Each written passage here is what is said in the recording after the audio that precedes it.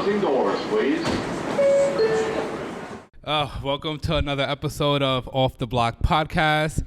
So before I even introduce you, I gotta know who you are, right? So hence the snacks. So we got this new thing we're testing out really as far as like, you know, antics or whatever. So I got like a this or that part of the pod. All right. And I'm with it. to me, like some of these questions really define a person. So I gotta kind of know like who I'm speaking to. Like to find out if I'm like a psychopath or not. Exactly. Okay, gotcha. Like these questions are Fair important. enough. Don't think too hard. You have this straight off instinct. All right. All right. So let's start off with Nas or Hove. Hove. Easy. Yeah. You get a snack, bro. This is There you go. I get treats. Yeah, You're giving me treats exactly. for the answers. Yeah. Okay, Only if I agree with them. I mean, there's Okay. really no right or wrong Okay. answer, but for me, it's the right answer. All right. So I got cheese doodles for Hove. Okay. Yeah. Fair enough. Yeah, All we right. got cheese doodles. Okay, so K Dot or Cole. K Dot.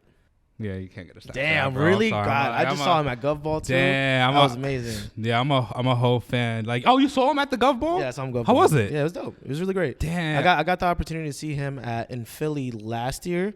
Nice. Because like in New York, like in Brooklyn, it was like mad pricey. Yeah. And the price of me going to Philly, staying in Philly, and getting better seats in Philly was way lower than that. Okay. Which was insane. And it was fire. That's crazy. I'm a J. Cole fan too, though. Don't get it twisted. I like J. Cole, but over K. Dot.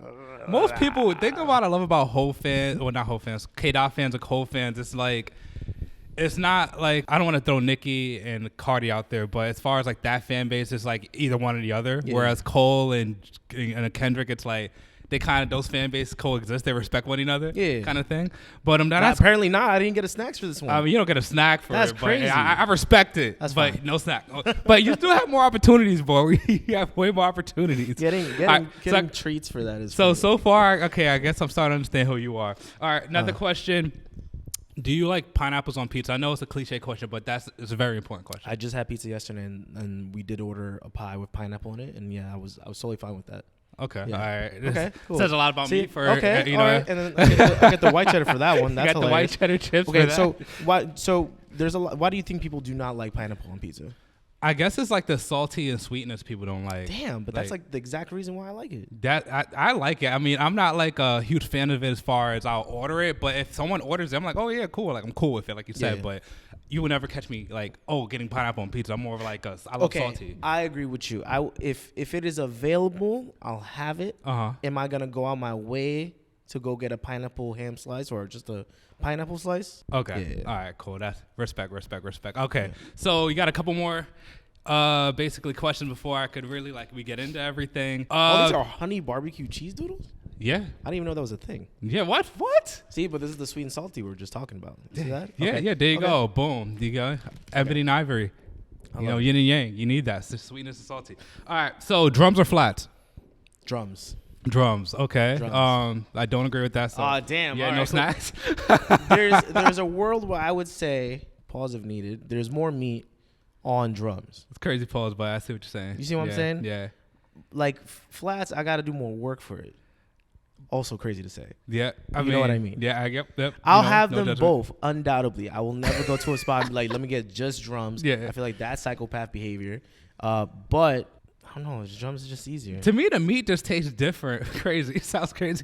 But the meat tastes different on flats than drums to me. Okay. I don't know what it is. Drums is like, but then again, maybe that says a lot about my character because it's too easy. I like to work for my see food. that? Look, see, Which is okay. why another Okay. reason, off topic, that people don't like eating crabs or like, you know, any like shell crabs, like crabs or crab legs or anything like that. So I'm allergic to like crustaceans, which is basically like any shellfish that looks like a bug. So I could have like clams and mussels and stuff. Yeah. I just want to say to every person that gets to eat crabs and lobster and etc., I am jealous of you because that looks like fun. Damn. It looks like fun. I'm sure it tastes amazing. Yeah. Or what's the other joint? The crawfish. Crawfish. Yes. Why not automatically do what you're talking about? Yeah, like that. Like I get it. Like I get it's like mad crawfish. Even the process of that looks like so fire. So I'm like, I'm jealous. Whatever. That's drums. What you say they're called? Like crustaceans? What?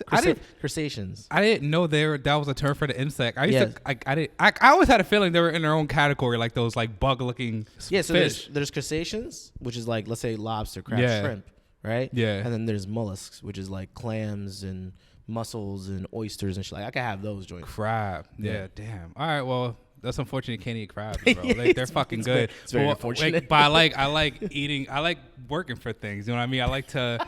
Like it's just like when you get that perfect crab leg, and you can snap it, and it slides right out. Because that's a technique. It's an art form. That, like eat crabs in general, and then God, we can get into it. All right. So ranch or blue cheese? Ranch. Okay. All right. So here you go. I don't know. You seemed a little indecisive about that one. Nah, cause I mean, like, I'm more of a blue cheese guy, but ranch then is cool can't. too. You can't cheat the system. Look. You can't give me this if you feel like we didn't agree. I 70% agree, but maybe you'll earn this Nah, later. that's not good enough. I need maybe 100%. I'll keep this for myself. Yeah, keep that one for yourself. I was gonna say. But yeah, all right. So, you got the man, the myth, the legend, Mr. Eddin, my guy. I've never heard anyone call me the man. Bro, you know what's crazy? This is actually a full circle moment, right? Mm-hmm.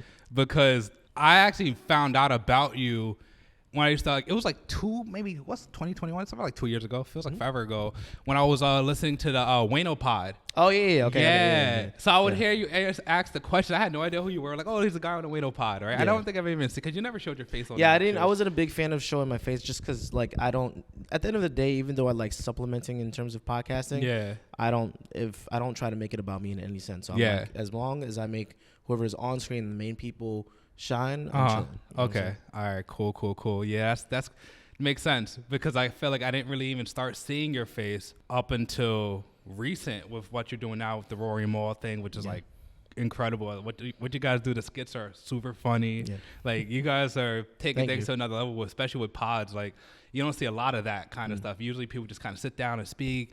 And I want to eventually start doing that with my pod, but I just budgeting and all that. It takes time. I mean, like, and budgeting is a huge thing. Mm-hmm. Getting the resources. The guys and I, like, we all built a team. Yeah. And it takes a team to make some shit happen like that. Exactly. And we do 2 shows a week, over 2 hours. Mad, like, it's a team. We got a team. Thankfully, we got a whole team. Yeah, which is a beautiful thing. Eventually, I want to build that. So far, I have like I'll pay like a friend or something every now and again. So you got my friend right here. She's basically, helping out. So I'm glad she's here. Yeah. Shout out to Desiree. I don't want to, do too much, but hey, there you go. All right. So boom. So like usually the theme of the podcast, again, Off the Block podcast, hence the sign, right? Mm-hmm. We speak about a lot of community. I like to speak about where people are from, your upbringing. We don't have to get too deep, but I just like to have like a roundabout idea of who I'm speaking to. So, Eddin, where are you from? Obviously, New York City, I'm assuming. Born in Harlem, raised in the Bronx. I'm in Manhattan now, though. Okay. Yeah. But yeah, most of my life, I'll say most of my childhood was in the Bronx. Okay. So you could take what you will from that. Okay. Right now, I'm in Harlem again, technically, and I usually spend my time all around the city. To be real, that's dope. Whether it's podcasting or like DJing and stuff, I'm all around the city. That's dope. Yeah. Hell yeah, man. Hell yeah. Yeah, I'm actually born and raised Harlem. Nice. I just left to live in like the Washington D.C. area, and I really miss Harlem. So I want to say this guy drove 4 to 6 hours to get here to do this, which I really appreciate. Which I'm really hoping you have other stuff to do. Nah, that's it. I'm going back tomorrow. Well, I apprioate you doing that. You did not have to do that. I appreciate that a lot. No problem. I just want to let everybody know that there's a lot of effort that was put into this. That's it. That's all I just want to say. Yo, Ed, I appreciate you, bro. I really appreciate that. No problem. Like, honestly, like, I really enjoy doing this. So it actually gives me a reason to come back and forth. I just love being, like, back in the city. Even I come, like, maybe, like, twice a month or whatever. But, I really wanted to get this podcast off the ground as well. Like, I like interviewing people that I'm interested in what they do, and what you do is like pretty inspiring. You know what I mean? Especially because this is a guy I've been at least hearing your voice for so long, hearing Eddin, but I never knew the man behind the camera. I apologize for that. I'm sorry that you had to endure something like that for so long. Nah, no problem, bro. Yeah. You're out. You're like you're out of the shadows. You're out here doing interviews. Yeah. I know we were speaking earlier off camera about you doing interviews. I've only seen like a couple, and I didn't want to. I've watched a little bit of the Horrible Decisions interview. Shout out to those guys. And you did another podcast with someone else. I didn't want to watch them because I didn't want to. I'm trying to remember and I apologize for not remembering the name on the top of my head. But there was a couple of podcasts that were kind of to interview me too, and they were dope. Just kind of trying to understand stuff I do, where my role kind of lands when it comes to producing podcasting and stuff, and I appreciate that love, because at the end of the day, what one of my biggest and favorite things to do about stuff like this is like just kind of let people know that this shit is way more than possible than it seems like, and there's just a lot of access, and it's just kind of the drive, literally your drive, and then the drive like to get shit done. Yeah. I mean, drive is something that I'm been blessed to have, and podcasting's always been something that I've been wanting to do for a very, very long time. What's funny is because I've just been listening to so many podcasts over the years, like, you guys, obviously, the Wayno Pod, you got Brilliant Idiots with Charlemagne and Horrible Decisions. See, the thing is, I've been watching all of them for years and years and years. So, I always had a dream to be in a space, but like you said, like, it's so accessible, but from the outside, it looks way harder, like it can't be done. I didn't want to like do like I hate to say rinky-dink pod where I'm just recording off my iPhone, which you can do. I'm recording this off of my iPhone. Yeah, it's more than possible. I think, a lot of people I've worked with before, and shout out to WTF Media Studios. That's the studio I was working with for a while. Yeah, Weezy Studio. Yeah, Weezy and Alex's studio. And like the biggest thing from them is like Alex and I, when we were doing Flagrant 2 and Brilliant Idiots at one point, right? We would literally go and set up every single camera, and the microphones would be there, thankfully, but every single camera, like the switch and everything, every single time we had to record somewhere, only because the spaces weren't ours. Yeah. Now there are genuine like spaces like this fire space right here, where you could go and record a podcast, or a podcast space in particular.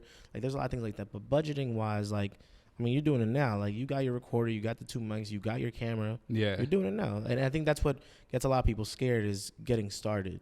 They're like, dang, like, one is, getting the material, you got that, and then it's figuring out what to talk about and what to do. I mean, like, you already got here, you're already giving me treats and shit. Like, it works out, you know what I'm saying? Deserve it, bro. There's planning, Yeah. I mean, that's the thing, too, because even I was speaking to Sean, shout out to Saxum Studios, just where we are. Like, speaking of which, #1 studio in NYC, book here. He's super accommodating, lighting, all that. This is just my guy. But anyways, I think the hardest part about starting is just like some people, at least for me, like I'm almost a perfectionist. I'm like I said, I don't want it to look cheap. I want it to look good, blah blah blah. So I see these other guys the other day. They were doing a interview with someone I interviewed. Shout out to Petty, right? And like their cameras look way better. And I'm like, dang, man, I need multiple cameras. I'm like on the phone with my friends. I'm like, yo, these cameras are expensive, but how am I supposed to do it? But these guys have teams and all that, editors. And I'm literally just like, it dolo. takes time. It's piece by piece. Yeah. It's piece by piece. Whatever you can work into your budget and make it work. I think my biggest thing, though, when it comes to podcasting, whether you're just doing audio or if you're doing video and audio, if you're not consistent, that's not going to work out. Yeah. You could have the most expensive cameras. You could have the best audio. I've seen people record, for example, when we was doing Rory and Mal at Rory's house, right? We had like $100 microphones, right? And they're good. SM58s, whatever. Yeah. And then there's these like big joints, like these big radio joints, and people would have all those shits. And I would hear people use those $500 to $700 microphones sound like ass. Yeah. When someone's been like taking their time, I'll just give myself that credit of like just using like a lesser or more prosumer consumer microphone, things like that. But back to the consistency. If you're not doing it weekly or something like that, or bi-weekly or something, a schedule. Yeah. So people can get used to knowing like, oh, okay, I post this often. That's where it kind of gets a little like shoddy. Yeah. That's my biggest thing. Like you could use whatever material you use. If you're consistent, if you make it sound good, if you make it look good for whatever you got with it, it's gonna work out. And that's the plan, man. Yeah, thank you for those tips. Like I have a lot more questions as far as like the podcasting goes, but that's the last thing I'll say for right now is just that consistency I'm really trying to work on, especially, driving. A lot of the people that I interview are in New York because my base is New York City. Yeah. So I usually like to interview underground like rappers and all that. And I'm just constantly going back and forth between like co-parenting. Like I don't have my son today, so I have to. This is my only day. I don't mind driving. Like I said, I'll put the work in. Like whatever I got to do, I'll do. Like I was driving my son to school today, and it was no one in the parking lot, and my heart started beating. I'm like, wait, like, is school closed? Like, did I miss an email? What's going on? I was like, man, if his mom didn't tell me that school was closed today, not that it's her responsibility to tell me that, but I'm just going to have to take him with me. I'll sit in my lab. We're going to do the pod. You could have had him with us. Why right, not, exactly. Right? I'm like, I'll buy him some clothes from Old Navy. Like, we're going to work it out. Yeah, like, have a whole day. Yeah, exactly. I want to actually do that one of these days, but that's how dedicated I was in my mind to, like, get here. Yeah. So, again, I'm just so glad you came. But let's take things a little bit to the beginning. God, I know you DJ a lot. Did you start DJing and then transition into pod? So most of my experience comes from doing video and audio work. Okay. Mainly visuals, right? So I kind of started doing photography like around high school, then went into doing more video in college, started doing like weddings, events, and then from there I went into kind of like broadcasting. Okay. So I worked for a local channel in the Bronx called BronxNet, right? So I was doing that for a while, but at BronxNet I was doing technical directing, which is like switching cameras and stuff. Yeah. Doing actual camera. I was reporting. I was doing voiceovers. I was doing a lot of stuff at the same time. DJing came to me because one of my boys, shout out to my boy DJ also, Joseph, he started DJing around, let's say 2012-ish. And I kind of peeped him DJing. And I was like, this looks fun as hell. And I like doing performances, you know, like I did like musicals and shit in high school. Right? That's dope. So I grew out of that, but I was like, I still kind of want to perform in a sense. Yeah. And I saw that. I was like, damn, that looks interesting. So what I did was at that time, there's an app. Well, no, I think there's still an app now. It's called DJ on iPads and iPhones, right? DJ what? Just DJ. Just like DJY. Right? Okay. I think it's from Algorithm. I think that's the brand that makes it. Yeah.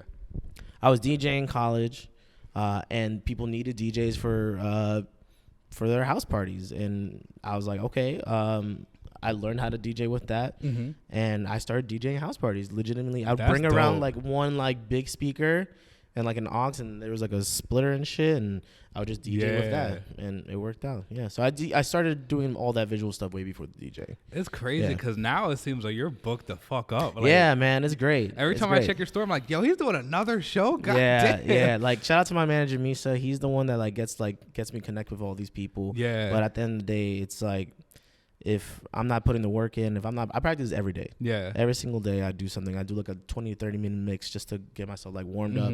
And even in the days when I have a gig, I definitely make sure to warm up. Yeah. But yeah, it's a consistency. I practice almost every day when it comes to that. That's crazy. And I get done. How do you even practice as a DJ? Do you just like, and do you have like a certain demographic of, say, events and clubs? Like, say, okay, you may want go to a spot that play mostly like, you know, like Latin trap, reggaeton type vibes, and then you go somewhere where they play more Afrobeats type vibes, or do you do everything? So I would consider myself an open format DJ. Okay. The main base that I'm at right now is Uptown, like Dykeman, the Heights, and all that. So yeah, it would be more like Latin, dembo, reggaeton, stuff like that. Yeah. But I could play everything else. You know, I could still play Amapiano. I could still do dancehall. I could still do reggae. I could still do Afrobeat. Yeah. Like all that stuff comes with the practice, because the practicing is more of like figuring out different blends, how to go in between different genres, how to get like the best parts of the track. So like, you know, there'll be like some fire tracks, and certain people just know certain verses, and that's it, right?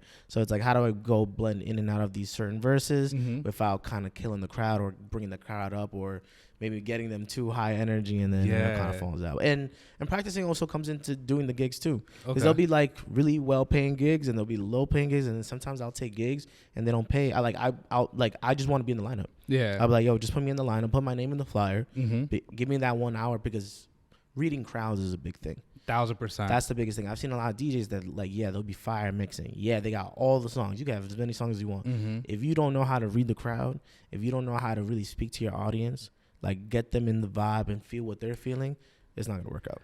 I noticed, first of all, how long does it even take to get to a point? I mean, I'm sure it's subjective, it's different for everyone, but how long does it take to get to that point to where you're able to read crowds, you're able to know what type of vibe it is, what type of spot it is, and like when to switch the songs? Because there's some well-known DJs I know, for like, not that I know them personally, but I know have been doing their thing for years, but they'll either talk over the songs too much, switch it right at the good part. Oh my God, that is like, the switching right at the good part is one of my biggest fears. Yeah, that definitely comes with like DJ anxiety. You just get too excited and you're like, yo, maybe they're too bored with this track, and you go with another track. That's happened to me when I was like, I've been like lit. I'm like, damn, like maybe I should just go to the next track. How do you know? I mean, first of all, letting the song play is like one of the top biggest things that a lot of DJs just forget, because we have so many songs. We think that, we gotta switch to the next one ASAP. Reading crowds, you see people vibing. You see people bopping their heads. You see them dancing. It'll always be in like little bunches though. Like eventually they will all like get together and like start vibing together. It's little bunches. It's taking your time. You know, some people are not gonna fuck with the shit you play. Some people like hate a certain artist and shit like that. So It's reading. It's looking. It's getting your eyes and your head off of the laptop or the grid and actually looking up. Yeah, that's what happens a lot. A lot of DJs don't look up, don't look around, and they'll just be playing. Like, yes, play the shit that you feel like is fire. Mm-hmm. That's a big part of it. But like, look at what the crowd is like trying to receive, like they're like what they want. Yeah, because you have a lot of, I want to say, for lack of a better term, like aux cord DJs nowadays. Yeah. They just think they have a playlist, let it play, and they call themselves a DJ. Where it's so much, and you're teaching me even now. There's so much that goes into that. Yeah, and it's just crazy. And my next question as well is, when you're DJing, right, do you like to see you have to obviously see the crowd, like you were saying, to really understand like where the vibes are going. Do you usually have to stand somewhere like high, like on a stage? Do you prefer that so you can see? Yeah, I mean, typically a lot of stages and stuff are kind of like mildly elevated. There will be some venues where like their booth is like probably like level to everybody else, which is totally fine. I know from certain venues, like even some venues are mad dark, like it'd be like that. I know from like listening to the crowd. Yeah, you could tell when, like, I always have like one cup on my ear and the other one kind of off, only because you could hear their reactions and shit like that. I've been DJing well enough to know that what's the easy shit. There's like easy things that it's like, these are the crowd pleasers, like whatever's the top verse right now. Like right now, like let's say it's 2 a.m. Everyone's pretty lit. We're playing some hip hop.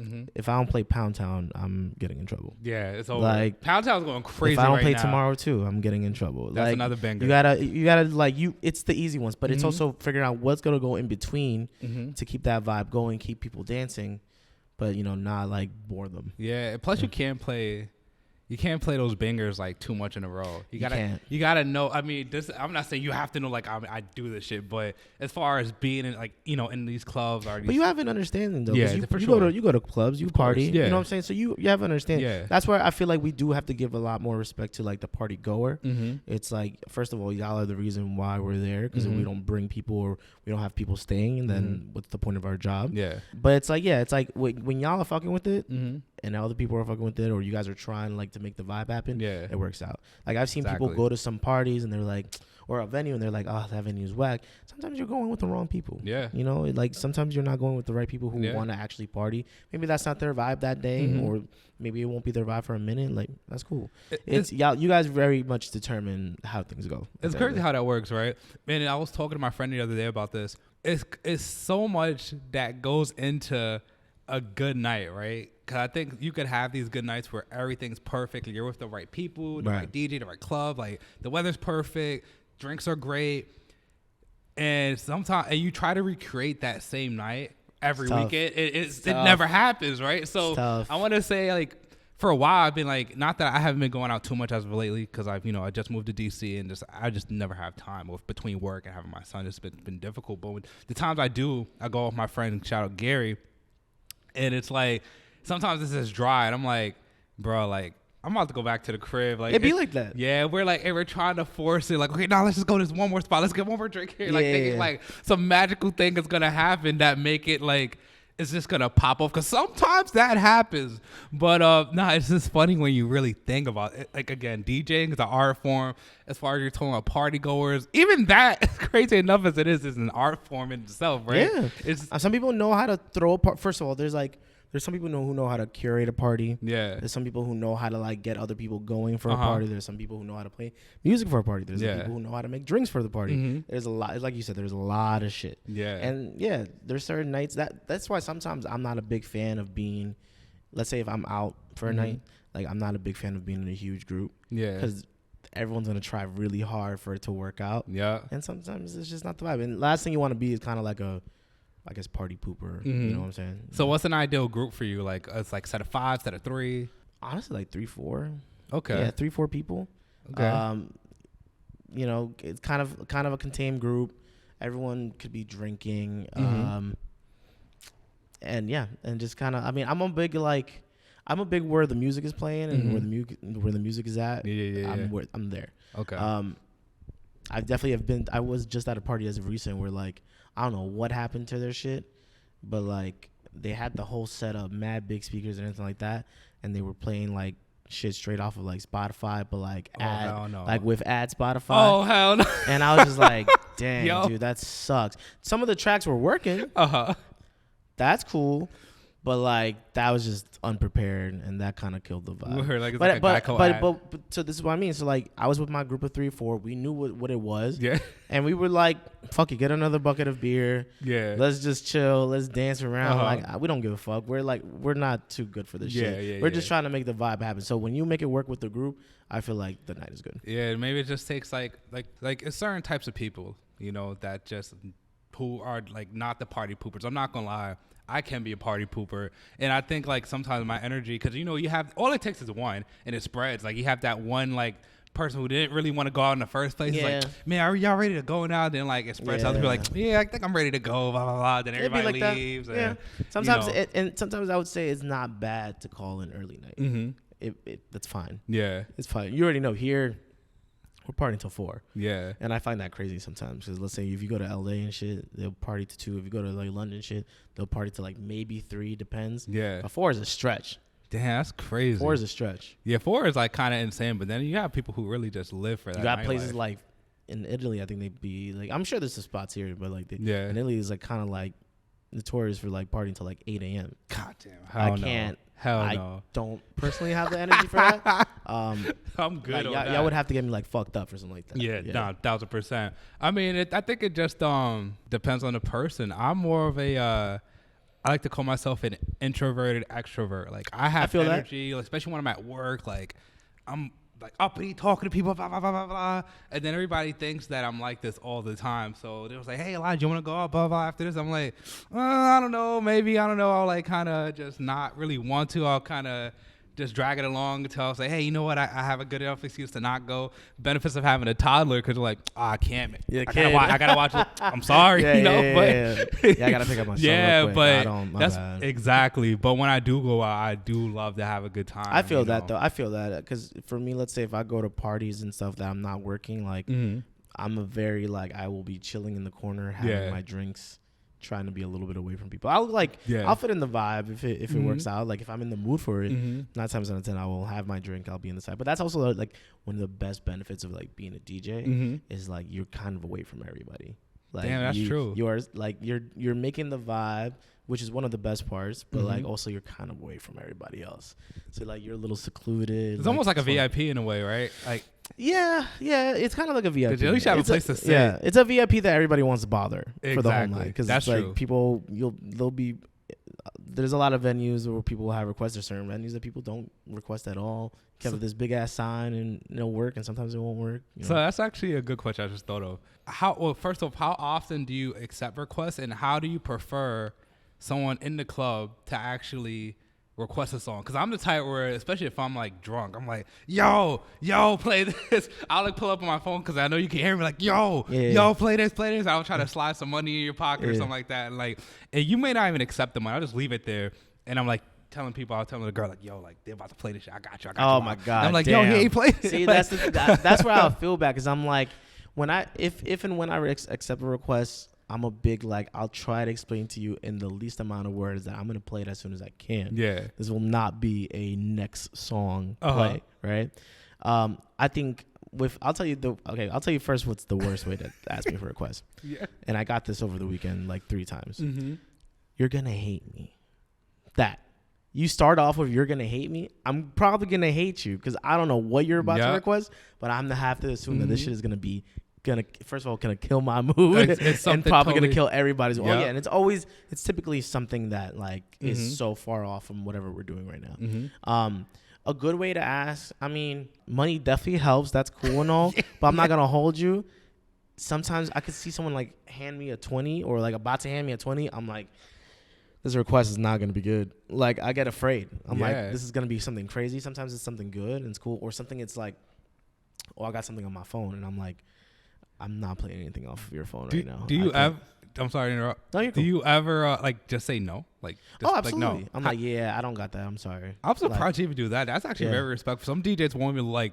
It's like you don't even exist to them. They'll be like, you're like, yo. Well, you see, that's the thing is depending on someone's approach. Yeah. If you're coming to me and you're like, hey, do you have this? Or like they go like that, and then it's so funny because some people will be like, like surprised and shit. Like, sorry, I don't have this one track that you really fuck with that I don't know. But what I'll do is like I'll take pictures of whatever track they show me, and I'm like, okay, well, for next time I'll try to get it, because then it's also the hassle of like, yes, I could try to find that track off of a record pool that I fuck with and grab it and download it and play it, but I haven't vetted it. And it goes the same way for like songs that like people have that it's their shit. I'm like, I have not vetted this song, so I don't know what the song is. You could just done some crazy shit in the middle or said some wild shit that I've not heard, so I can't. And it's gonna look bad on you first of all. Because I'm the one who plays it. Yeah, they won't take the heat for that shit. People will look at a DJ crazy off of one song they play. Off of one song. You can have a whole fire night. If I played, I don't know, something mad random, they'll look at me like, whoa. Yeah. Why did you do that? And I'm like, all right, well,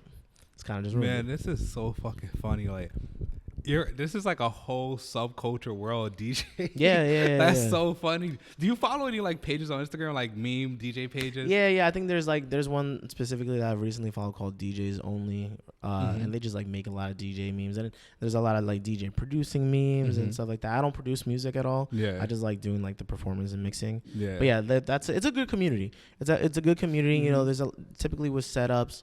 Or lineups, you know, there's usually like 3 to 4 DJs you're working with at a time. Okay.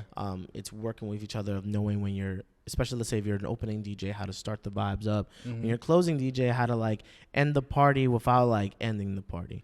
You know, some venues are quick to just be like, all right, we're gonna lower the music and shit like that. Yeah. But like, there's a good way to end the party where people are still like grabbing their last couple of drinks when last calls are right there. Like, you know, they're about to get their last few shots. Yeah. You're just like having them like good and singing and chilling and getting them out of the way. Yo, like that's what security wants. That's what the manager wants, and I get that, and I respect it. You got to. Yeah. You know what's funny too? I've always noticed this. I don't know if this is an actual thing, but whenever you go out to like a club or something, you know the party's over when they start playing old shit. Like 100%. Before I let go, I forgot who was this woman who said this on a show, but I saw it on an IG clip. But it was the funniest shit, and she said, I know the party's over when This Is How We Do It plays. Yeah. And I 100% agree, because out of all the hip hop you could have, out of all the R&B you could have, out of everything you can have, This Is How We Do It is a staple. But personally, I think it's very overplayed. And it's definitely like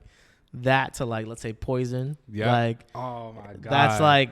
That's like I've definitely done that mad times, and then I've reached a point where I'm like, yeah, party's kind of over. No, that's mad funny. Yeah. If you playing like a remix and shit like that, or like a club mix or some shit, I get it. If you playing the OG shit, yeah. I was never sure about that. It's been times where, I don't know if this ever happened, you're with a group of friends and no one could decide like where they want to go or when, and then we get to a spot and they're playing like, I don't want to say bullshit, but like older stuff, you know, because it's good stuff, but obviously it's like not stuff you want to hear in the club. And I'm like, again, you're trying to force that good night. You're like, okay, wait, they're going to start playing like tomorrow too, some crazy shit, right? And they don't play it, and it's like, oh, I think the party's over. Like, I think we got it. Like, it depends on the time. You know what I'm saying? Like, you know, I feel like a lot of people look for those vibes around like 10, 11 o'clock. Like, the peak party time is 12-1 for me. Okay. Yeah. 12-1 o'clock. 12-1. Like, that's where it's like, okay, like, this is where like the most people will be there. The most drinks will be served. The most likely when people will be lit, because people came from pre-gaming or whatever. I've had people ask me for like, obviously, you know, like Bad Bunny is like one of the most like popular artists now. Yeah. Like, they'll ask me for that. They'll ask me for like Bad Bunny at like 10 o'clock, and I'm like, I feel bad, because sometimes maybe I will like throw it in there, but like, you got to think about like the next DJs that come through. Like, you don't want to be too fresh off of that track, you know, to hit at the moment. And you're kind of ruining for everyone. It's like you're stepping on their toes. Like, that's crazy. Again, that's something I never thought about. Yeah. Also, too, is there usually, because we're talking about prime times as far as like, you know, the night. So when you get booked, right? Do you could tell by like the certain time that they like say like, oh, hey, Eddin, we want to book you for 9 o'clock. You already know that's not going to be like hyped up. It's going to be the beginning of the night. Yeah. Do you take those, or do you usually for sure. Okay, for sure. I'm cool with any time slot. Okay. Obviously, like most DJs will prefer to have like the headlining time or the hot of the night, right? Okay. But opening spots are as important too, because you will have a lot of newcomers, early comers, and it gives you an opportunity to try new things. Yeah. You know what I'm saying? It gives you to try out a lot of new tracks. Yeah. Obviously, again, like I said, different blends. It's fun. It's more chill. Yeah. It's more chill, but you're getting the party started. Yeah. It is very important. Just recently, I saw my friend Crema. She's a DJ who's all around, and she had a really fun. It was a party called Slow Gems by this group called the B-Sides, and they're based in Brooklyn. Sounds familiar. And they're dope as hell. They had a fire ass lineup, and she opened up, and I felt like she had a fire opening set. Yeah. Because people are just starting to trickle in. They know what they're about to get, and her set kind of without playing any song they possibly could have wanted to play, she set the mood for the night, and I feel like that's a trait in itself. Yeah, that's a skill. Setting the night for you. Like imagine, I'm sure you've been to a venue where you were there from like 10 to close. Yeah, that's a skill. That 1,000%. That's a skill. To be able to set the tone is just. I'm sure the other DJs who are like coming after you is gonna appreciate that. Yeah. But like it says, the skill set. It's got to be very, very difficult. So that's crazy. I was always wondering about those things. I was just listening to Jack Harlow's new album, and it was this one song he has. I really like it. I don't know if you even listen to Jack Harlow. I heard the album in one pass. Yeah, like I like it. It's a cool album. It's cool. It's chill. But anyways, he had this one song where he's talking about like how he started from like the beginning to where he is now. And he had mentioned how, I'm like basically more or less, he was basically saying, I'm making strides in my career, but I'm doing these festivals at like, and they're like for like a 1 o'clock time slot. Yeah. I didn't know what he meant by that at first, but then I thought I'm like, does he mean because like that's early in the festival, so he knows like those are generally not like, let's say festival wise, those are generally not the prime time. Yeah. Slots, but you need that. Yeah, you need those festivals. You need, like I've taken gigs for smaller venues, really big venues, and like you need it. You need it's practicing. Yeah, that's practice at the end of the day. But sometimes it's practice that you get paid for. Yeah, which is kind of dope. You know what I'm saying? That's a great way to look at that. Like not every lineup you're at. Are you gonna be the DJ? And when you are, that's dope. Okay. Sometimes you need a good you need support. You need support. You need to know, like when I've helped curate events, I know where like, all right, these days this DJ will definitely start it off good, and this DJ will definitely end it off well. Yeah, that makes a lot of sense. So now, like we got the DJing stuff out of the way. I guess I want to talk about podcasting, right? So I don't know. You might have just said this earlier. My mind's everywhere. No worries. But you started as a DJ and you transitioned to podding, or was I started doing visuals first. Yeah, you said visuals. Got into DJing. Podcasting wise, I wasn't like really into it. I was just kind of doing visuals overall. Yeah. And podcasting was like, at least in terms of just kind of like hip hop and stuff, it was kind of coming up. Yeah. And what happened was I was working for a shoe company called Greats. They were based off in Brooklyn. I'm sure they're still there. And I was listening to. Oh no! What happened was I was watching Charlemagne's like most vicious moments on YouTube and shit. Yeah. Like that came up in my algorithm. I was like, okay, this is hilarious, right? I'm like, dang, like where do I check him out? I'm like, okay, like he does his interviews and shit. So I started watching that, and then I was like, okay, cool, this is cool. Oh, he has a book. Listen to his book, right? What's it called? Black Privilege? Yeah, Black Privilege. Yeah, so listen to that. And then I was like, dang, like I kind of want to listen to more of his like banter. I'm like, oh, okay, he has a podcast. Yeah. All right, so he was doing Brilliant Idiots, or still does. Yeah. And then they had these two ladies, Mandy Weezy from Horrible Decision. Shout out to them. Legends. And they had them on. I was like, okay, this is interesting. And like dialogue, I see how podcast kind of works, where it's just kind of like a long show. Like it was kind of interesting to me to hear that happen, a long format, let's say medium or program. Because at that time, we were just coming off fresh off of Vine, and Vine was like 6 seconds to start off with, eventually to 15:1. Snapchat is the same thing, short form things. IG at that time, 1 minute less videos. They were on, I started following them, and I was like, cool. Started listening to them, they were cool. And then eventually on their IG, they put that they needed a graphic designer. I don't do the graphic design. I hit him up. I was like, hey, I do graphic design. What year is this? Sorry to stop. No, you're good. This is 2017. Dang, okay. So it's not 2017, 2018? Yeah, not that long ago. Yeah. Yeah, okay. Yeah. They needed a graphic designer. I was like, I don't do graphic design. But I hit him up. I was like, hey, I do graphic design. And what they needed was basically like, they wanted like an unpaid intern to kind of do like flyers and stuff for them. And I just like with my mild skill, Photoshop and stuff like that, that's where I started kind of building stuff. Yeah. And I used that to kind of find my way in, I found out they were doing a live show in New York. I think, were they doing it in John Jay or Baruch? They were doing it in one of the CUNYs. And I was like, yo, like, you guys need a photographer? Like, I do photography. Yeah. They're like, yeah. From there, I got to connect with everybody. And like, and that's how kind of honestly really got started into podcasting. I got to meet Alex Media, who has his studio at WTF, and who does Flagrant, who does Brilliant. And and I started working with those guys, and here I am now. That's crazy. Wow. From 2017 to now. I mean, it was a while ago, but in retrospect, like, 2017 feels like yesterday. I remember. Yeah, right? Like, it's kind of crazy. It has gone by really fast. It's kind of weird to say that even with Rory and Mal, we're already past 2 years. Yeah. Damn, it's been 2 years? Yeah, it's been 2 years. God, wow. Isn't that wild? That is insane. Yeah. Wow, like, but again, shouts out to everything you've done, bro. And I appreciate it. Thank you. You know, like, the Rory and Mal pod is, like, hilarious, bro. Like, I think I was listening. The last episode I listened to recently was the Rory, he had just announced his album. Well, he announced The Child. And like the rollout, that shit had me in tears, bro. Oh, shout out to Rory, because that album is it's dope. Incredible. And he's been working on that for years. I had no idea. Yeah. I don't know how some artists are able to just sit on shit like that. Like, if I got some heat in the tuck, I'm like, yo, like, I got to show all my niggas this But shit. It's kind of cool, though, because it's like, obviously, like, the quarantine kind of delayed it. Yeah. Just like other aspects delayed it. But he got to make a lot of last minute changes because of just life changes. Yeah. Even he was talking to us about the fact that even like right before the day of release, he had to make last minute changes. There's just a lot that goes into it. That's crazy. And obviously, you know, as a creative, you already said earlier, you're more of like a perfectionist. Yeah. You know, it's just like certain times you just gotta.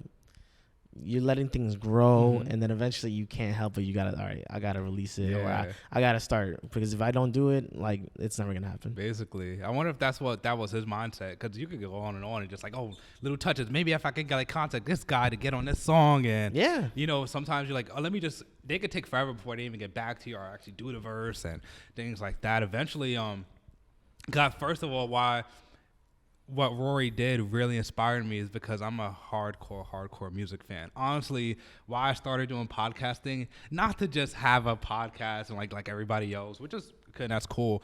It's more of a hobby, but I just wanted to talk to people who do music. Like, cool. I just want an excuse to talk. So like, okay, that's a podcast. So if I make a podcast, that's an excuse for me to talk to some upcoming artists, this artist, that artist, because I just want to have a conversation about what you do. Right. I never had the idea of being like an actual like executive producer or have my own album with all these guys. So when Rory did that, somebody who does podcasting for years and years and years, to do something like that, it's fucking crazy. I'm like, wait, like, that's a possibility now? Like, you could use a lot of things as supplements, you know what I'm saying? Like, it's like, there are a lot of people that want to do podcasts. Like, let's say even for me, like, I work in podcasting. I don't want to do my own podcast, but that podcasting kind of helps me. It literally funds me. Yeah. But also, like, creatively, it funds me. Like, it lets me kind of get outside of my comfort space into trying out different things, going harder in DJing, going harder and doing other, like, tapings and stuff like that. Yeah. So, like, I think it's dope that you kind of went into that round. You were like, okay, well, I'm really interested in that. And that's kind of, again, drive. It's a great drive. It's you trying to, like, fulfill something for yourself and realize, okay, then there's potential and it's achievable. Yeah, thanks, bro. Like, it's crazy, like, how you can do something and it could propel you to other things. Oh yeah, like how it could open doors. And knowingly, I knew if I'd make a podcast, like, because I just thought it'd be fun. Like, my best friend gave me the idea to just do it. He was just saying, like, yo, like, because after I finished college, I didn't know what I wanted to do because I worked so hard. I'm a travel registered nurse, so I go everywhere, like, nursing. It's cool, a really great job. It pays good. You know, it helps me fund what I'm doing now because you know, podcasting, depending on how you do it, can be an expensive hobby. You know, so that's why I'm able to really afford to like get a studio, like equipment, all that, right? And so I'm like, man, like, I worked so hard in college, but I don't know what I want to do now. Like, I forgot, like, because my passion originally was music. I just wanted to, like, I used to play guitar in high school, and you know, I at this time, like, so this is like 2020, I was really into like hip hop rap. I used to be real alternative in high school, but now I'm like really into like hardcore. That's funny. It's crazy, right? Yeah. Wow. Okay. See, I get good vibes from you. You know what? Wait, first of all, alternative. So like, before you get this back, please don't give me another treat. That's so, I'm gonna feel like a dog. Like, good job, Eddin. No, I gotta know now. Alternative. So name 3 bands that you listened to in high school. Ooh. Does it have to be all alternative? Nah, it doesn't have to be, but I prefer it. But hey. I kind of went, because I went like in general indie rock, pop rock. Mm-hmm. Vampire Weekend. I'll go with, that's sick. Vampire Weekend. I'm trying to think of another group. Weezer was very popular for me. Oh, Weezer cool. And then I guess Fall Out Boy. I'll give them that. They're more like pop rock. So you get this for cool. Weezer's. I'm not crazy about Weezer. What's that song that Weezer had? Shit. I don't know why I can't think of it. Kind of want you to hum it now because now that you're trying to figure it out. I'm trying to think. Weezer. They have a lot of songs. It's fine. Where is my mind? Is that them? Oh no, that's shit. I forgot what that band is called too. I know Vampire Weekend's like yeah, exactly. Yeah, that was my shit. Damn, now I'm trying to remember what that band was too. But that is a fire track though. Yeah, that was my total vibe. That and of course Patrick Stump. Is that his last name? Stump? Yeah. Oh, was it Stump? I don't know, but he's a fucking legend. Fall Out Boy, they're all fucking legends out here, man. That was definitely like my vibe in high school. Like I fucked with hip hop, but not to that extent. Like I was just like, oh cool, like hip hop exists. I like it. It's dope. I also just didn't have a lot of friends that were like big in hip hop. But now it wasn't more until I got into college where I'm like, all right, cool. Like that's where I really started fucking more with like Cole, Drake, Kendrick, like just the prime people. It's crazy how you know what's insane too. How I think hip hop now even reflects that, cause way back, let's say like the blog era, right? So Cole's, Kendrick's, Drake's, and all of them, they're straight hip hop rap. You can tell they're like the children of like the Jays, the Nas's, all these guys, Busta, right? And like the guys now like Yachty and Trippie, Uzi, Party, they kind of came up in our generation where they were listening to a lot of fucking like Linkin Park, like, Paramore, these guys, and it reflects in their music. That's why they're so alternative, so. Even in the style. Yeah, exactly. Yeah. So that's why it's really cool to see even like fans, how we were really alternative and now you're in these hip hop spaces and it's like, you love it. But I don't know. It's crazy. Like that transition is nuts. If you had asked me in high school, that'd be really so hardcore into hip hop and rap. I'm like, wait, what, bro? Like, nah, I want to hear some like rock shit, but nah, like I love boom bap hip hop rap, but also even hip hop today is very alternative now. I feel like hip hop is it makes the world go around. Yeah, like, what's the funny shit to me is that hip hop, technically this is the 50th year of hip hop, which is kind of nuts to me. 50 years is crazy. Yeah, 50 years is crazy. Insane. Like we're not that far off from Grandmaster Millie Mill and Flash. Like it's wild. Right? Nuts. Like legends that are still alive to this day who did this, right? Yeah. And I think my only like kickback is kind of like I still feel like the general world is a little afraid of loving hip hop. Like why do you say that? Like it's popular. It's popular now, but I still feel like they're afraid of like the themes or the reality of what hip hop even resonated with. Yeah. Like it is about talking about like the good origins is talking about troubled times and what's in my surrounding, you know? And yes, a lot of people can't relate to it, but it still hits. Like even like, let's say we were talking about like Dirk and Baby and shit like that. Yeah. Like they make a lot of fire stuff that I feel like I'm going to say more so like white America can't really resonate with. Nope. So they'll look at it and they'll be like, I don't know if I really fuck with this, but they're quick to fuck with like Drake, Jack Harlow, and shit like that.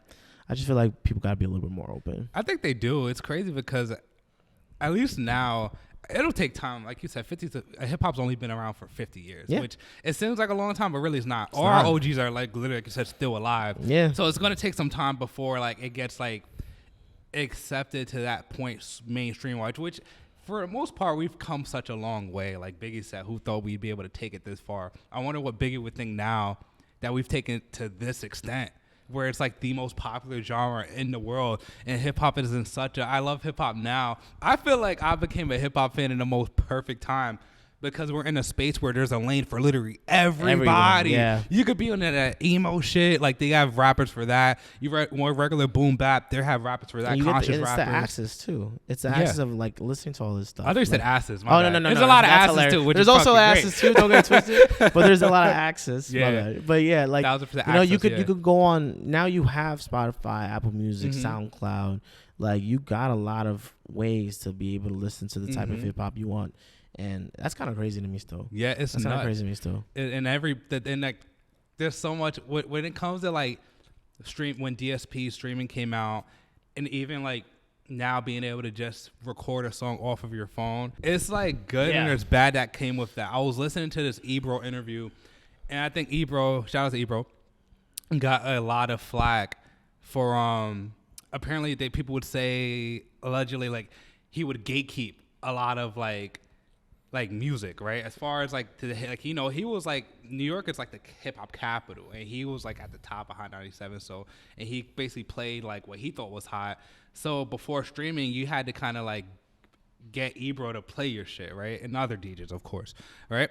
And what he was saying, I finally get what he was saying now. People were mad at him because like, he didn't play their things, and he was like, yeah, because it had to be hot, right? He's like, it has to be good or else I'm not going to play it. Sure. But now it's like you gotta, now that DJs and like, radio still matters, but now anybody could play it, right? It's like you can have somebody from fucking Idaho like drop their music, which is cool because there's some rappers who are from like middle America we would have never heard of if it wasn't for streaming. Exactly. Right? But the curse that comes with it now is a lot of bullshit. We have a lot. Yeah, we're I don't want to say we're oversaturated. Mm-hmm. I feel like we're overstimulated. Yeah, for sure. It's like almost like when you go on Netflix and you just see mad shit. Mm-hmm. Like there's only so much content you can really consume at once. 1000%. And like really consume, because like for example, like let's say like Harlow's last album, like I gave it a listen, but that's as far as I went with it, because I was just already trying to listen to other shit. Yeah. And that's kind of like the most interesting part of even DJing is just, again, there's a lot of tunes. There's a lot of music. Yeah. Like a lot of music. It's like there's a lot of different versions of songs and stuff like that.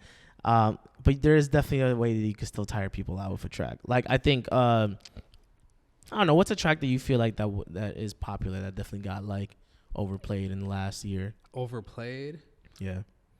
Like I hate to say Sicko Mode got really overplayed. Sicko Mode, that shit rings off live though. I would say that. It's dope. I'm already in the space. I don't know about y'all. I'm already in the space where Dreams and Nightmares is already overplayed for me. That shit is crazy overplayed. I was thinking of it the other day. I was watching a clip of Rick Ross's car show, and Meek was performing Dreams and Nightmares. I don't know why at this moment I thought of. I was like, yo, like, is he tired of doing that song? Like, I'm sure he's not. I would like to think he's not. Yeah. Because again, staple song. Staple. Staple Philly artist. Like, it's just kind of like, it's funny. I'll get in my head sometimes if I have like 2 to 3 gigs in one weekend, because sometimes you are playing some songs that you played last night. Yeah. You don't have to do the same set. You don't have to do the same blends, but you are playing some of the same songs. And there's certain songs that I get tired of. But I already know that that's a cheap one. Mm-hmm. Like if I go somewhere and I'm playing and I spin back and I'm like, hold up, and then I play this shit, it's gonna go off. Like I Just Want to Rock. That's another song. That's definitely a song. Oh that's overplayed. Like I was listening to that shit today. 'Cause I was listening to the Breakfast Club this morning, and they were playing I Just Want to Rock on the radio. I'm like, literally today when I thought I'm kind of sick of this shit now. Yeah. Like make a remix or something. Like other people made remixes, but it's a shout out to Uzi, because that song's like, when I first heard it, I didn't think it'd be that big. I thought it was too alternative for people. Neither did I. Yeah, I was like, wow, this is like good. But now people are following suit. Yeah. Now that kind of like Jersey Club beat is like getting like a lot more popular, which is kind of crazy to say because it's always been popular to me. Yeah. But like, yeah, like fucking Bad Bunny just did kind of a song that was like that. I forgot who else did, like a Kendrick and Baby Keem Family Ties. Like not Family Ties, that the new Hillbillies joint. Yeah. That's like kind of like a Jersey beat too.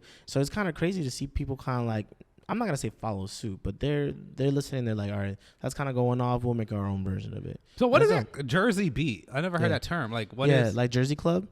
Like Jersey clubs, they play. Damn, I don't want to butcher it like by doing like beatbox and shit. But like, there's a certain like Jersey beat sound. Like it's a lot of like, it's very like it's a fast song. I don't know how to probably describe it. Like it's just you could, when you hear those 3 songs, you'll hear a similar. So Hillbillies. Yeah. And I Just Want to Rock. And then I think it's Where She Goes by Bad Bunny. Like they all have like a Jersey beat. So you would have songs. It's like but. So like that, like I want to say, like, honestly, never mind. Would you put that like in that category? He has Sticky. Yeah, Sticky is another kind of like Jersey bump. Okay, you know how Sticky gets dun, yeah, like that. Damn. Yeah. Okay, I just want to rock. Like they're all like Jersey club like influence. That's and it's kind of cool. It's kind of cool seeing that like you have a lot of like fire DJs. Like there's a DJ named DJ Unique. Mm-hmm. She makes a lot of fire Jersey club music. Yeah, like it's nice seeing it like a lot more popularized. That's cool. Yeah. Wow. Do you feel like do you think hip hop is at its peak already?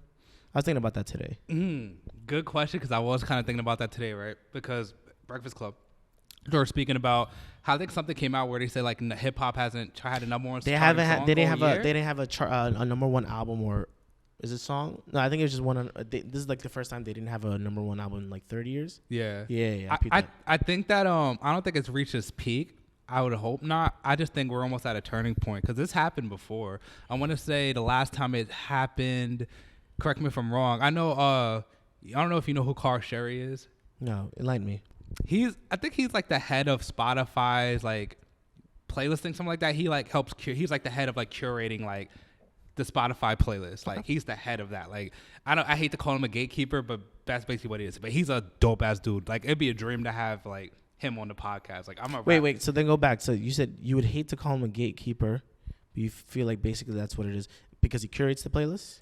Basically, he kind of. I don't want to say like. I don't want to speak out of term. As far as I understand. Oh no, yeah, I know you mean. I know you meant that like as like a filler. Yeah. Yeah, he basically helps decide what's gonna be on these playlists. Okay. You know what I mean? Okay. But if you ask him, because I watched a few of his interviews, it's not just him who decides that. It's a group of people. Like that's kind of what Ebro does now for Apple Music, right? So Carl Sherry used to kind of do the same thing for Apple Music, but I think he switched to Spotify within the last couple of years. Okay. And I forgot where I was going with that. Talking about the peak of hip-hop. Oh, yeah. So he had tweeted like months ago, and I had reposted it. He was talking about where like, you know, because people were saying like hip-hop's been kind of dry for a little bit, but he was saying this kind of happened during the blog era. Like, I want to say around the time when maybe Nas was saying like hip-hop is dead, blah, blah, blah, blah, blah. Then like it was like this new energy that popped out with like the Coles and the Kendrick and all that. It was like, you know, a whole new wave. And he's saying that like we're kind of like it's a dip, but it's about to shoot back up soon. Like we're gonna see like who's next up. Everyone's been having this conversation. Yeah. That's a big thing. I feel like we were at a point at hip hop at one point where we kind of forgot about the clubs. Yeah. And that's where I kind of feel like I wouldn't say hip hop was dying. Mm-hmm. I feel like it was like I agree. It was like a slow moment. Yeah. You know, there was a time. I think one of the biggest time for me for hip hop in terms of just kind of like really getting into it and DJing wise was when like DJ Mustard was there. Like you couldn't go anywhere without hearing Mustard on the Beho. Yeah. And it was kind of crazy. Like a lot of tracks. Mustard this is like what 2015? 2016. Yeah, cuz Mustard was on everything back then. Everything. And like it was a lot of club music. Yeah. A lot of fire club music. That 2016 is where we got Views and Hotline Bling and all that stuff. Like we got a lot of fire music in that year. And I agree with that. I think we're probably on like just another dip. Yeah, and then it's gonna shoot up. I think we're about to. I don't know, not to sound dramatic, but we're about to usher in a whole new era of hip hop. Like I can't wait. You know, I think it's like right now it's dormant, but we're about to see. And people were saying this for years after the the 2010s ended, and people were saying Drake is obviously like the king of like the 2010s. Like he's had it on lock. Yeah. When the new decade started, people were saying, okay, now we have to really pay attention to see who's going to be next up. Like, who's going to be, like, the next guy. Like, people are saying it's Little Baby. I personally think it's going to be – I don't think it's going to be one person. I think it's going to be a select few. I don't think it's going to be a big three. Do you think Little Baby's in there for you? For me, I would say that to his recent album. I was, like, rooting for Baby for, like, the last 2 years. Like, but he's the one. That's it. He's the one. After, like – I think I was convinced once I heard Wants and Needs – and I hate to say he washed Drake. I love Drake. But I heard his verse and I was like, nah, like, he's coming different. Like, we got to pay attention to him. But you have to start taking him seriously. And he was killing feature after feature after feature, killing it. I feel like he killed Cole in Pride is the Devil. He did. Like, that was a fire. And I'm a Cole fiend. Yeah, that was a fire-ass track. Like, that was a fire verse. Yeah. And the way he dipped in, I remember watching a compilation of people reacting to how he came in. Yeah. My reaction was like, wait, what the fuck? Like, Baby on a Cole song? I actually thought he was gonna to complete the. I call it the Holy Trinity, right? Drake, Cole, Kendrick. I'm like, okay, he's gonna complete the Holy Trilogy. Once I heard that Kendrick was announcing an album, I'm like, Baby's gonna be on that. Yeah. So when he wasn't, I thought that was kind of a missed opportunity. I hope we could hear a Baby and Kendrick track. His last album was good, but people were people were kind of saying that this album that was supposed to be his Carter 3 moment. I know I hate comparing and saying things like that. Yeah, but it is what it is. Yeah, but it wasn't like, I don't think it was received. I don't know how it should have been received, or I didn't hear that, because Carter 3 is so, and I'm not comparing it to Carter 3, but in a sense of like what it meant for his career. Like Carter 3 for Wayne's career was like, he was doing all these features, then Carter 3 comes out, okay, like it solidified him, like he's the top guy, all right? And I think that was a missed opportunity for Lil Baby. I don't think he has a lot of redeeming himself to do, because he did a great job. It was a great album, but it wasn't anything. It felt like he was trying to recreate certain songs. I don't want to say he was like, okay, let me do it just like this way. I don't think he even did it consciously. But I'm like, I feel like I heard a lot of this before, but it was good. It was a good album, solid. So you don't feel like Baby's like part of the potential group of the superstars that you feel like will come I'll still put him there. He has, to me, like, for me, Tyler's in there. Easily Tyler. But it's kind of funny to see how that happened, because I remember first listening to Tyler with Wolf, and that's 2012. And that were you a fan of Wolf back then? Like Tyler? Yeah, crazy. Huge fan. Crazy. I was not. Yeah, I was like, but that's why I think it's kind of wild to see, like, to go from like Wolfgang Golfwang to like with Goblin and the Odd Future mixtapes to then Wolf to then what's after that? Was it Cherry Bomb after that? Cherry Bomb. Yeah, Flower Boy. Yeah. So that's the funny part though. Like, I wasn't a big fan of Cherry Bomb. I was like, okay, cool. I see where it was transitioning to. Yeah. Then Flower Boy happened. Then Igor happened. And I was like, wow, like it's kind of crazy how he's like evolved. But like, I don't know. I do feel like he's definitely a superstar in my eyes. Easily. Do I put him in a Drake standard? No. Only because Drake is, I feel like, one of the last, for what I've seen, is like international, one of the most recent international like superstars. So my question's for you, because Drake, that's such a, it's a bar. You know what I mean? To be a Drake. Sometimes I don't even hold people accountable to be like Drake level. But if you had to guess of anybody right now who has the most potential to be at his level as far as rap goes, who would it be? Damn, that's tough. Really hard. That's really tough to see where. I mean, I don't know. I don't know if anybody hip-hop level? Yeah. Because we got Bad Bunny. He's bigger than Drake. Internationally, he's international, but that's what I'm saying. Like, the international level is where it really sets off. This is where like the Beatles took off. This is where MJ took off. This is where Janet took off. This is where like a lot of these artists took off, hip hop or not. So I feel like that's like a superstar level. Yeah, where you can go anywhere. That's where Jay took off. Yeah, that's where Beyonce took off. Like, damn. But hip hop wise, I don't know. That's tough.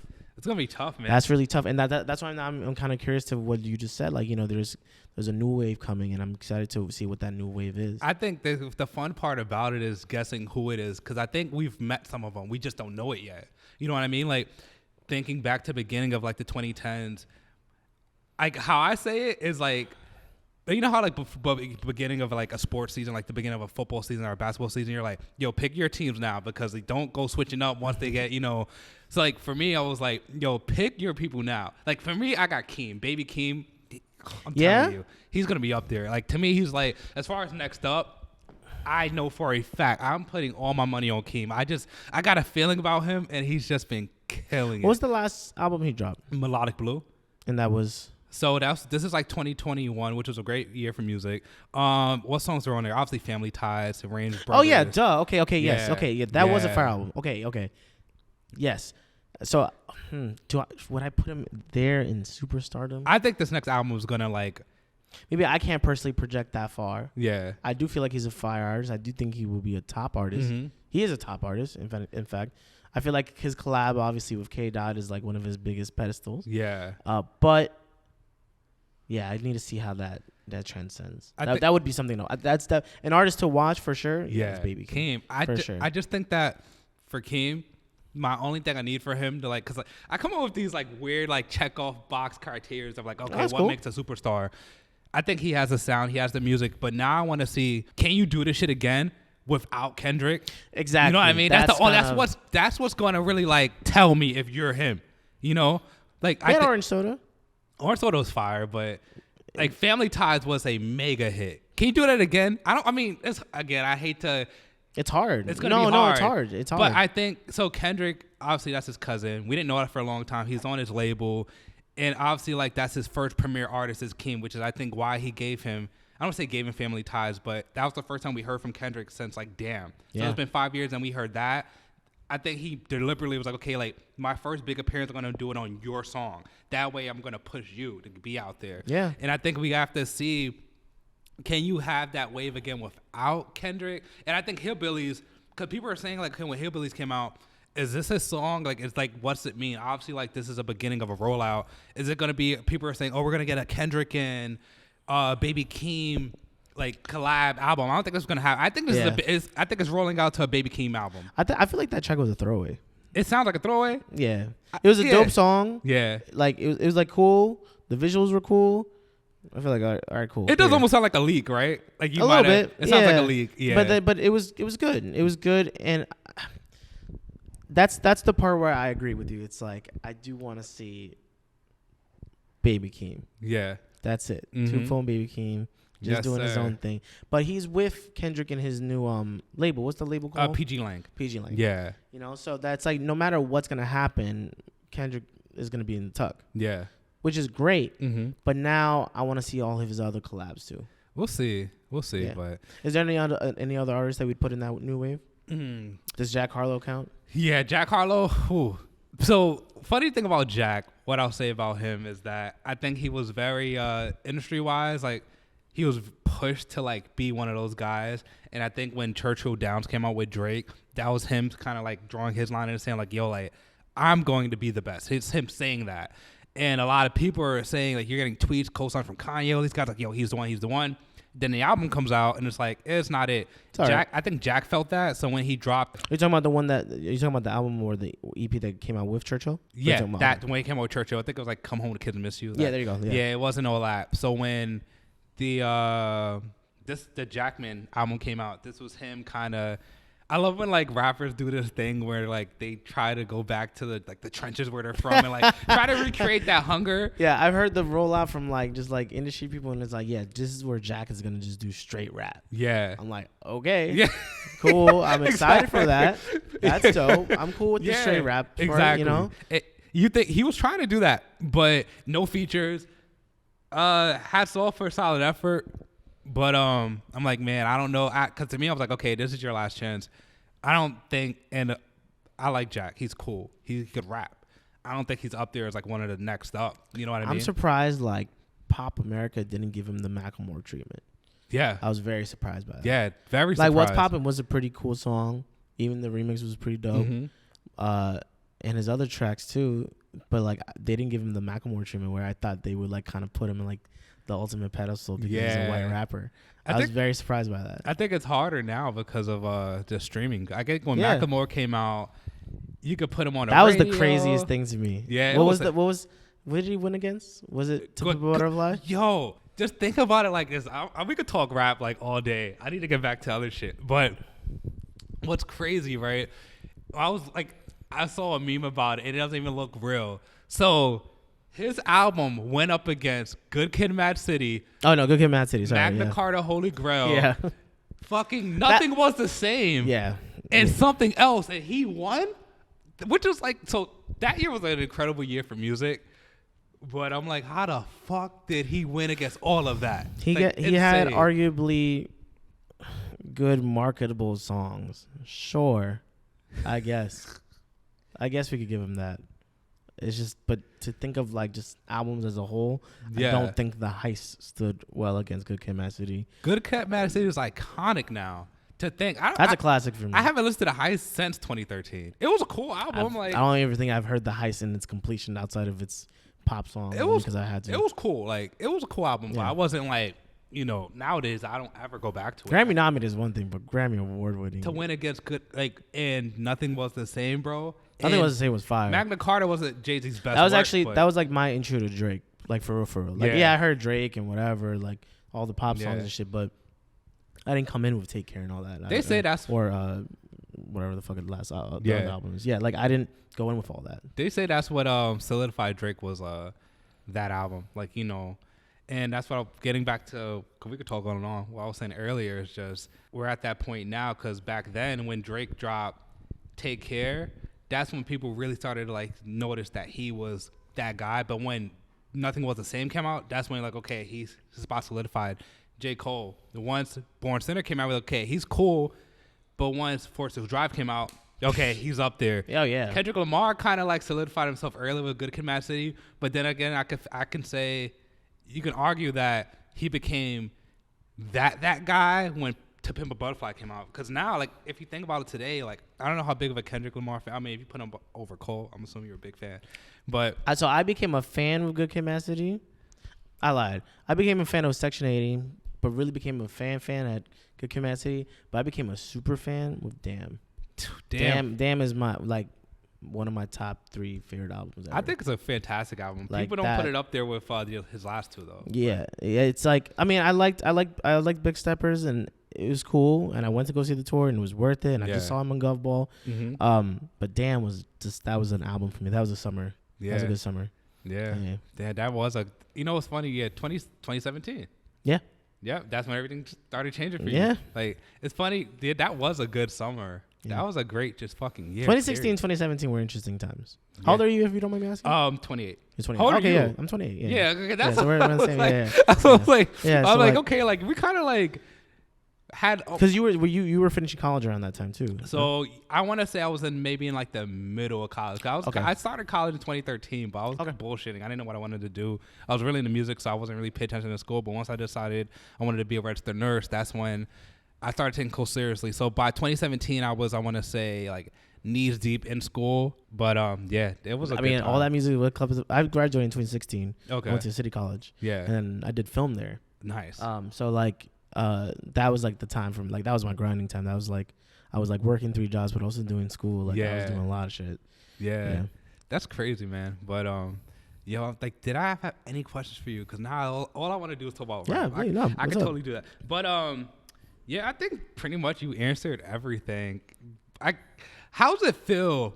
My last question. How's it feel now to just be able, like, you're like in the space with Rory and Mal, you know, Mandy and Weezy, all these people, like, that's a dream for me to just, I don't want to say like be in their presence, but just to be amongst, like, because they're like you guys are the guys when it comes to podcasting now. Like podcasting, especially black hip hop podcasts, is so big now, and you guys are kind of like at the forefront of this culture. That's why for me it was so important to interview you, because I knew of you from like years ago, but now it's just this, like, you've grown so much, and like now you're like a part of that. It's just insane to me. I'm like, wow, like I'm really happy you even just came and just I appreciate you asking did this. Me. So. Yeah. And shout out to Christy who got us connected. Oh too. yeah, Christy, thank you so much. She's the one that got us connected. Thank you. I'm gonna send her this, like, yo, like she definitely she's goated with this. But I mean, it's interesting because again, when I started doing it, I mean, I was working with a comedy podcast first, technically. Yeah. Shout out to Andrew Schultz. Like when I was doing Flagrant 2, and then that's how I kind of got into Brilliant. But then I really started working with Horrible even more. Yeah.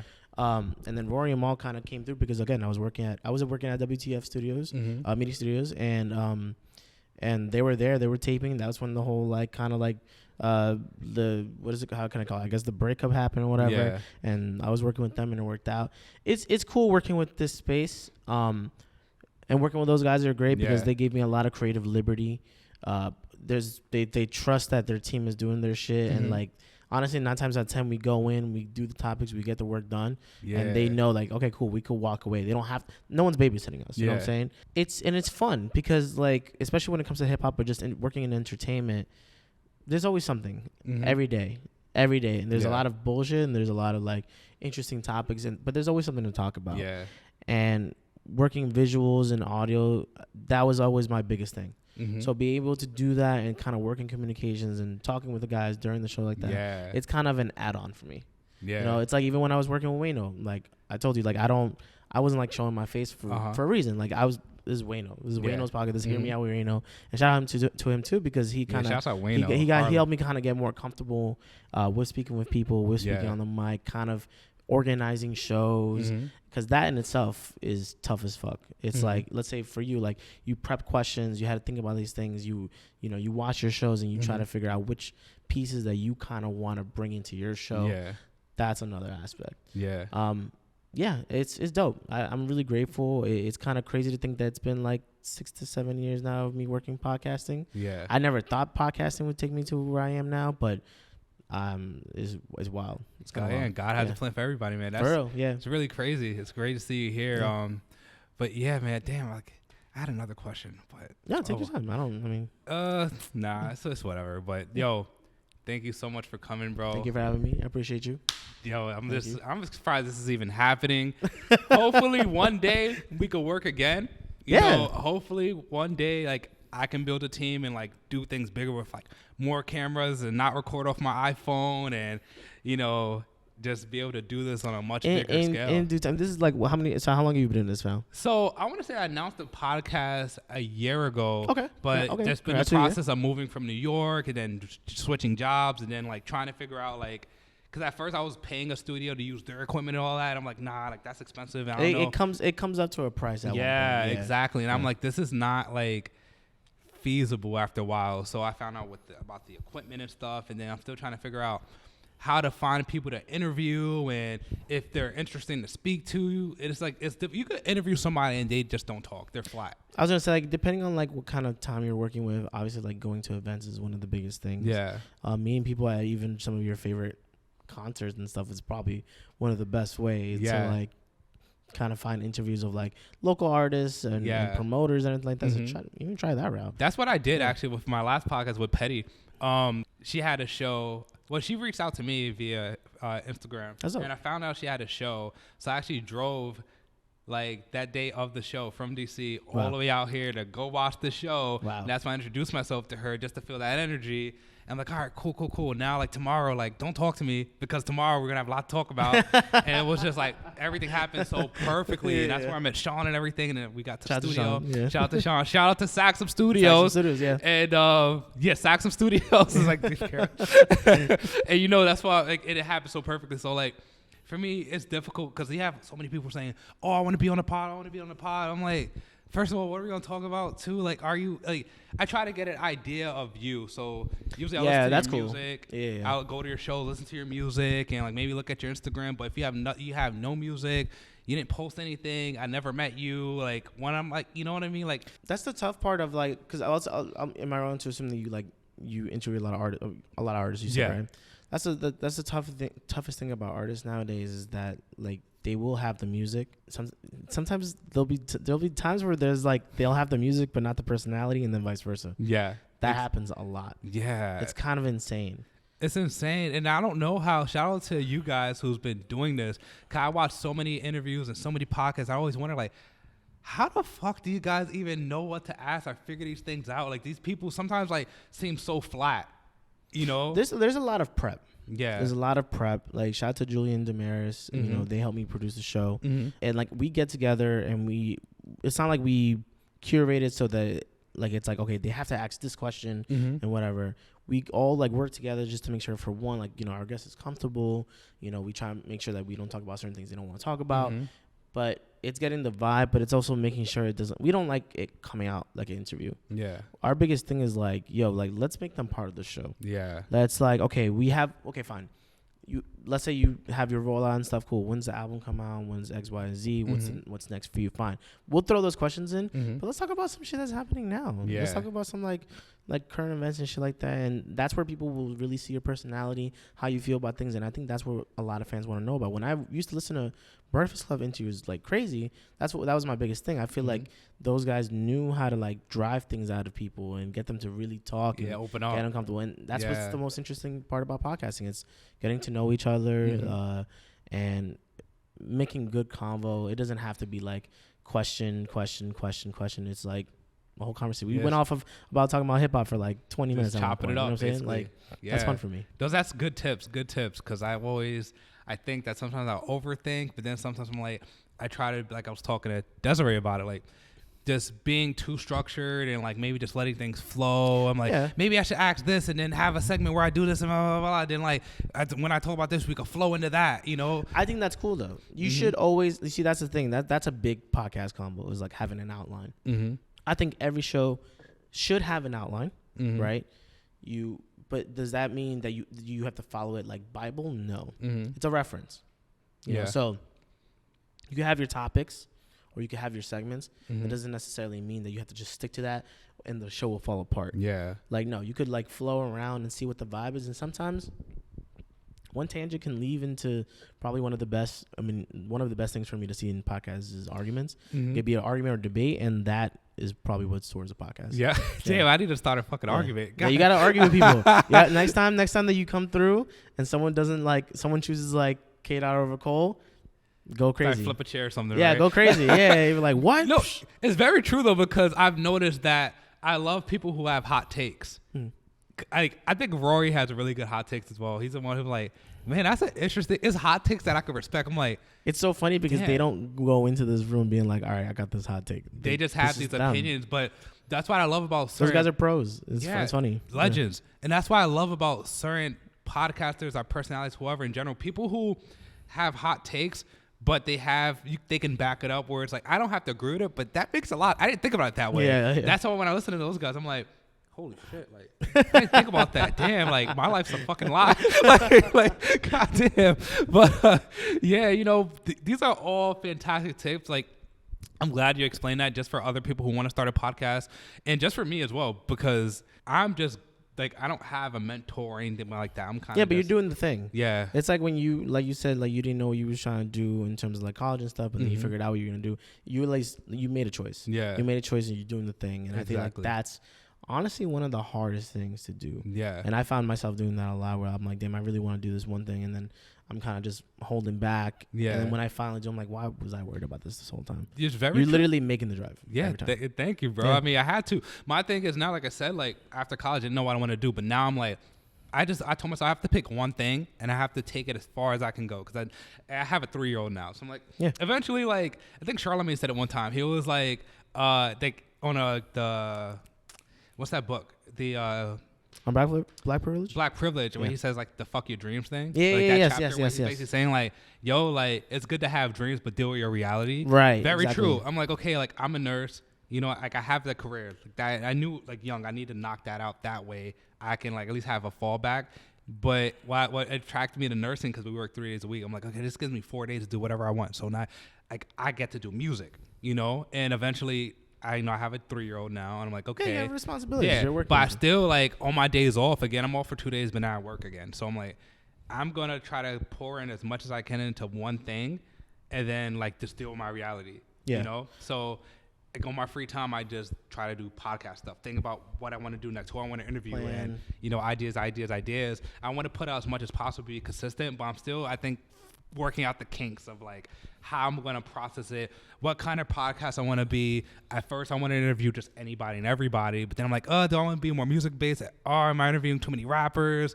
You know, but now I'm like, again, I'm not trying to think too hard about it. I'm just, if you I was going to say like, again, and this is how we started off with talking about it. The biggest thing is consistency. Yeah. If you're putting out things mad randomly, I've seen it happen from the most popular podcast to even the smallest podcast. Yeah. If you're putting things out very inconsistently, people are they kind of fall off. Yeah. They're like, oh well, what am I looking forward to? Yeah. Our fan base, like, I have to make sure that the episodes are up around like 5-6 a.m. every time, because it goes out by 1-2 a.m. LA time. So like if I don't put if that podcast comes out at like let's say I knocked out or whatever, right? And that podcast comes out at 7 a.m. people will like start freaking out. So it's kind of funny. My question, that's funny as hell.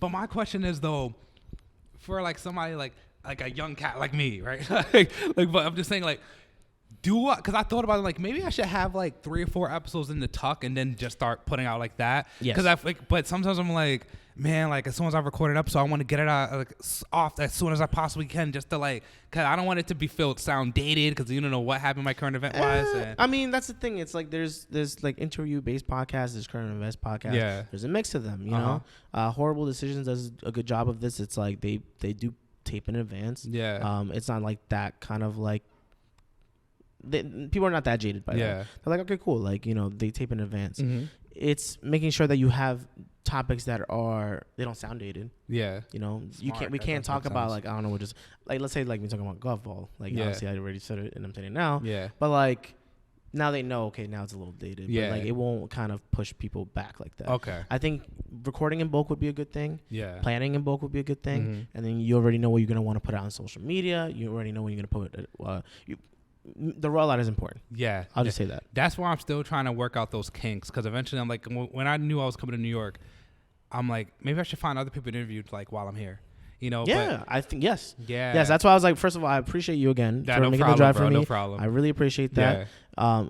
I think for your sake, yeah, for sure. Definitely like get a bulk of people. It's just hard to find people that like, for one, I don't want to say worthy of an interview because I want to interview everybody, but I'm all about like you're more. It's your show, and you're more in the liberty of choosing who you do and do not want. Yeah, so I'm like, man, like I can do this with you, but it may not be right. Like again, like it's Off the Block podcast. So it started out the idea off the block. I wanted to do it outside. Like I have an episode where I'm on the stoop chopping it up with one of my friends, and I was gonna say we're on the stoop just chopping it up, right?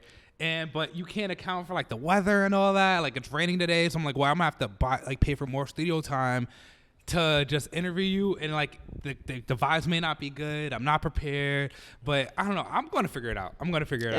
Give it time. Okay, one more question. I know we gotta go. Yeah. One more question. So podcasts like networks, right? How do you even get into something like that? Because like, what's loudspeaker of like network? So right? That's loudspeaker is more of iHeartMedia, and that's like Brilliant Idiots. Actually, loudspeaker is not. Loudspeaker is Brilliant Idiots, or is it? They're just iHeartMedia. I think they're just iHeartMedia now. No, I think no. They used to be. They used to be Brilliant. Brilliant Idiots used to be in loudspeaker, but now they're all like iHeartMedia. And so Horrible's also iHeartMedia, stuff like that. I think Just Hilarious is in iHeartMedia. Mm-hmm. For us, we're in SiriusXM. And it's More Sauce. That's like our under thing. Uh-huh. So it's us, and I'm not gonna hold you. I don't know who the other people are. Yeah. So how do people get into something like that? I mean, it's a connections. Okay. It's a connections, but people look at like downloads. Downloads is the biggest thing. Yeah. Downloads on your audio podcast is a huge thing. So like, shout out to Julian, who like he watches our analytics like a motherfucker. Uh-huh. Like he like sees when we've trended, when we haven't trended, what topics might have like really sent it off, what keywords sent it off. It's a lot of stuff like that. This is where the consistency. Yeah. It comes back to consistency. If you're not putting it at the same time almost every week or every other week or even monthly, if you have a monthly podcast, that's fine. Uh-huh. You know, if you're not putting it up consistently at that time and you're not producing it to that quality that you want every single time, that's where people start falling off. Okay, gotcha. The downloads is the biggest thing. So that's what networks look at. What do you think is more important? Downloads, like as far as DSPs, or YouTube? Depends on what you want to do. At the end of the day, I think most podcasts should have a YouTube channel. Okay. Visuals are important. You get to monetize even more. Okay. It's easier to monetize on YouTube in my opinion. I'm just going to like stick with doing both and being more consistent. Do both. I have another interview. Actually, I need to schedule it again. Consistency. It's like, I'm like, man, like I'm so busy sometimes. It's like almost gives me anxiety to have to plan something else. It'd be like that. It's a DMV artist. She's really dope. I won't announce her now, but I'm going to interview her here soon. I told her I'd let her know whenever I'm free. And next week, I'm like, I do like to have some time on myself. Which you should also, by the way. You should also have time for yourself. Yeah, I'm a huge Legend of Zelda fan. Oh, yeah? And I don't ever... Like, what's the new joke that just came out? Tears of the Kingdom. Fucking hard. Yeah. Won't get into that. But anyways, like I'm like, today is fun. I checked my phone. I'm like, today's like June 14th, right? Mm-hmm. Yeah. Yo, it came out May 12th. And I'm like, what the fuck? Like... I barely played it. You busy? I'm like, I have barely played it. You're busy. Yeah, but I'm gonna interview her soon. I'm like, fuck Zelda. Cool. And I'm gonna interview her soon because I need. There's gonna be time for Zelda. Yeah, exactly. It'll be fine. I need to like really tap in, like for sure. But yo, Eddin, thank you, bro. Appreciate having me. Thank you for coming. Thank you so much. And yo, you got my guy Eddin, Eli, Off the Block podcast signing out. Peace out. Stand clear of the closing doors, please.